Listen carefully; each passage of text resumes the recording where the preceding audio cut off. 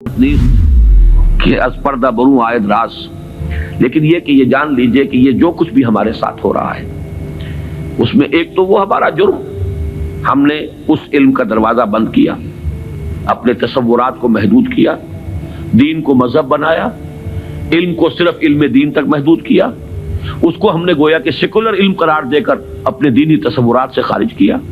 یہ ہماری غلطی، اور اس سے بڑا جرم یہ کہ اس آسمانی ہدایت کے بھی ہم کسٹوڈین تھے پہنچانے کے لیے، اور ہم نے یہ کہ خود اس کو پیٹھ دکھائی، خود اس کو اپنا امام نہیں بنایا، خود اس کو اپنا رہنما نہیں بنایا، اور دوسروں تک پہنچانے کا تو کوئی سروکار ہی نہیں، سوال ہی نہیں۔ اس اگر ڈائگنوسس درست ہے تو اب اس کا حل کیا ہے؟ پہلے تو یہ کہ اپنی ذمہ داری کو ہم پہچانیں۔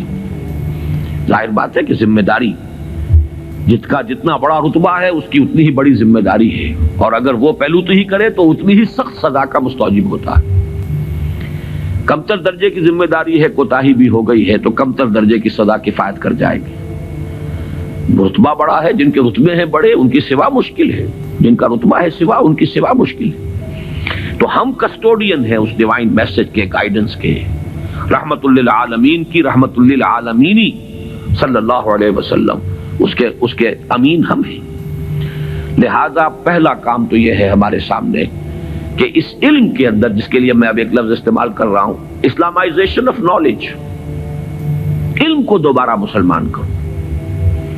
یہ علم جو ہے، بڑی پیاری بات اقبال نے کہی تھی، عشق کی تیغ جگردار اڑا لی کس نے، علم کے ہاتھ میں خالی ہے میان ہے ساقی۔ بڑی پیاری تشبیہ ہے یہ۔ عشق سے مراد یہاں وہ ایمان ہے، ایمان کی وہ تیغ جگردار اس میان میں سے نکال لی گئی ہے، خالی نیام رہ گیا ہے۔ یہ پورا سائنٹیفک نالج جو ہے اس خالی نیام کے مانند ہے جس میں سے تلوار عشق نکال دی گئی۔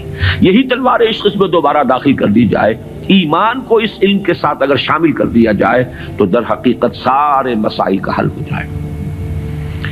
تو پہلا کرنے کا کام یہ ہے کہ وہ فلسفہ، وہ حکمت، وہ علم جو انسان نے اپنی سورسز کے ذریعے سے حاصل کیا، اس کا صحیح ربط اور تعلق قائم کیا جائے اس علم سے جو وحی کے ذریعے سے انسان تک پہنچا۔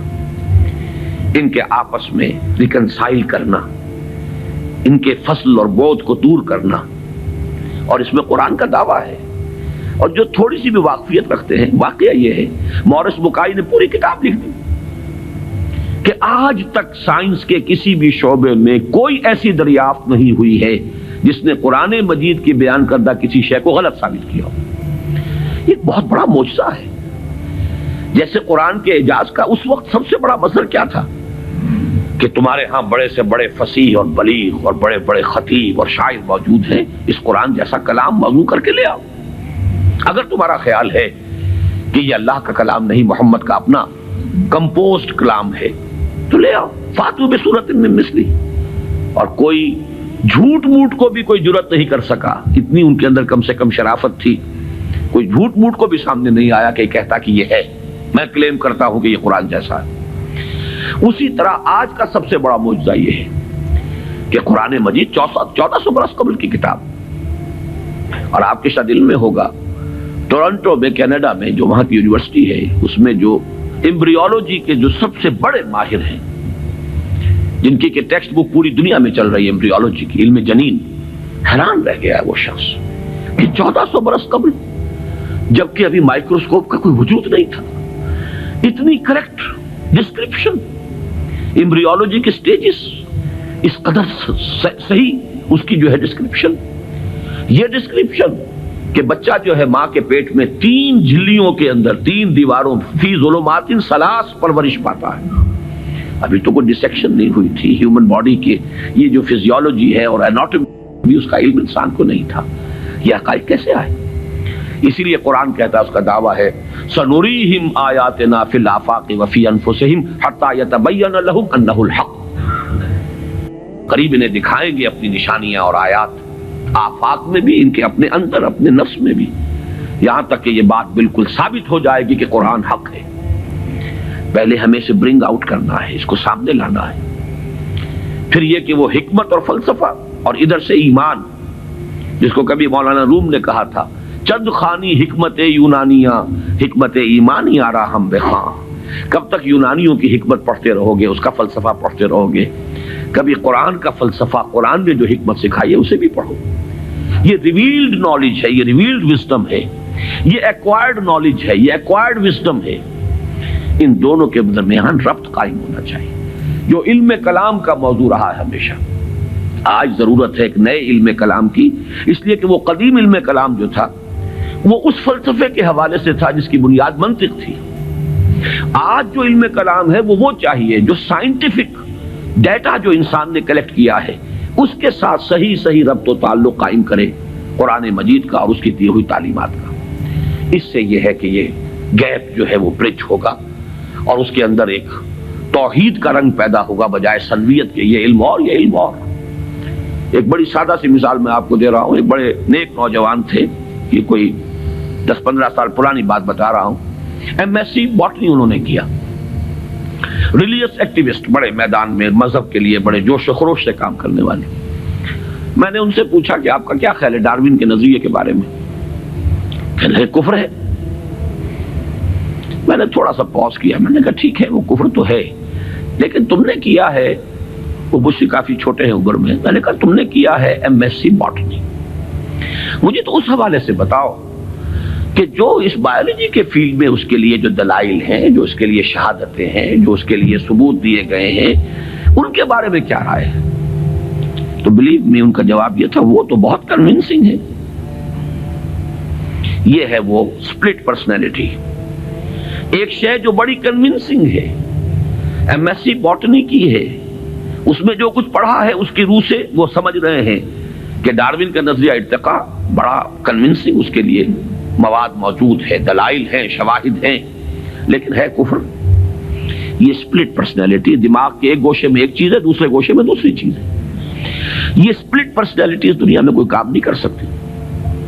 کمپوزڈ پرسنالٹیز، ایک وحدت جس کو کہا ہے قرآن نے علی وجہ البصیرت قل ھذہ سبیلی ادعو الی اللہ علی بصیرۃ انا ومن اتبعنی، اے نبی کہہ دو یہ میرا راستہ ہے، میں اللہ کی طرف بلا رہا ہوں، تو اندھیرے میں ٹامک ٹوئیاں نہیں مار رہا ہوں، علی وجہ البصیرت، نہ صرف میں بلکہ میرے ساتھی جو میرا اتباع کر رہے ہیں وہ بھی دونوں آنکھوں سے راستہ دیکھ کر چل رہے ہیں اور بلا رہے ہیں اگر اس راستے کی طرف تو علی وجہ البصیرت بلا رہے ہیں۔ پہلا تو یہ پرابلم ہے ہمارا اور یہ بہت بڑا چیلنج ہے۔ دوسرا پرابلم یہ ہے کہ یہ سوشل سائنسز میں اور جو سوشل انسٹیٹیوشنز ڈیولپ کیے ہیں انسان نے، اکنامک انسٹیٹیوشنز ہیں، پولیٹیکل انسٹیٹیوشنز ہیں، تھیوری آف اسٹیٹ ہے، پھر اس ریاست کے آرگنز ہیں، ایگزیکٹو ہے، جوڈیشری ہے، لیجسلیچر ہے، کہنے کو خیر چوتھا جو ہے پریس کو کہا جاتا ہے، لیکن تین ہے بنیادی۔ یہ جو نوع انسانی نے جیسے سائنٹیفک ترقی کی ہے اسی طریقے سے انسٹیٹیوشنز ڈیولپ کیے ہیں، بڑی قربانیاں دی ہیں۔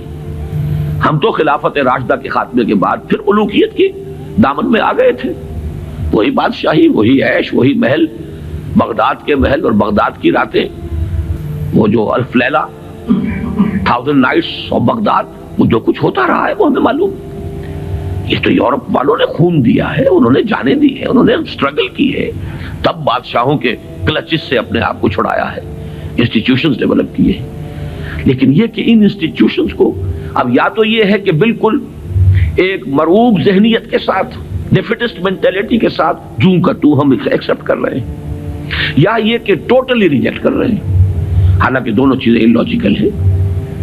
اس میں تجزیہ کرنا ہوگا کیا صحیح ہے کیا غلط ہے، کیا چیز کمپیٹیبل ہے دین کے ساتھ کیا نہیں ہے، پھر اس کی بصیرت فراہم کرنی ہوگی۔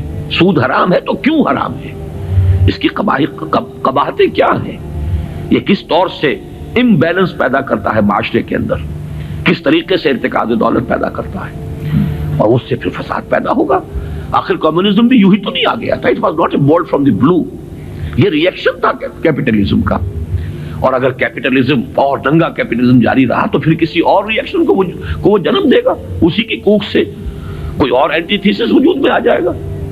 جیسے ابھی آپ نے وہ KGB کے کوئی بڑے ڈبل ایجنٹ کا ابھی انٹرویو آپ نے پڑھا ہوگا، 1-2 دن پرانی بات ہی ہے، اس نے یہ کہا ہے کہ یہ ایک تجربہ تھا، ناکام ہو گیا، لیکن میں اس کے اوپر شرمندہ نہیں ہوں، یہ ایک بہت اچھا کام تھا جو ہو رہا تھا، اور یقیناً بہت خیر اس سے وجود میں آیا ہے۔ بہرحال انسان پھر تجربہ کرے گا۔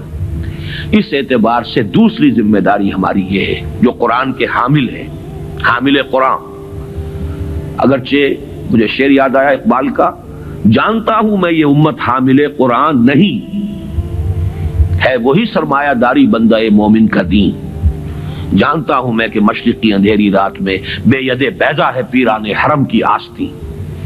تو حقیقت تو وہ ہے جو اقبال نے کہی ہے، لیکن بہرحال سو کالڈ حامل قرآن تو ہم ہیں نا، قرآن کو ماننے والے، لیکن یہ کہ اس حامل قرآن امت کا دوسرا فرض یہ ہوگا، جہاں ایک طرف ایمان کے حقائق کو سائنٹیفک معلومات کے ساتھ ان کی ایک ربط اور تعلق کو اسٹیبلش کرنا، وہاں دوسری طرف سوشل سائنسز اور سوشل انسٹیٹیوشنز کا تجزیہ کہ ان میں صحیح کیا ہے جس کو اختیار کرنا ضروری ہے، ان میں غلط کیا ہے جس کو اس میں سے مائنس کرنا ضروری ہے۔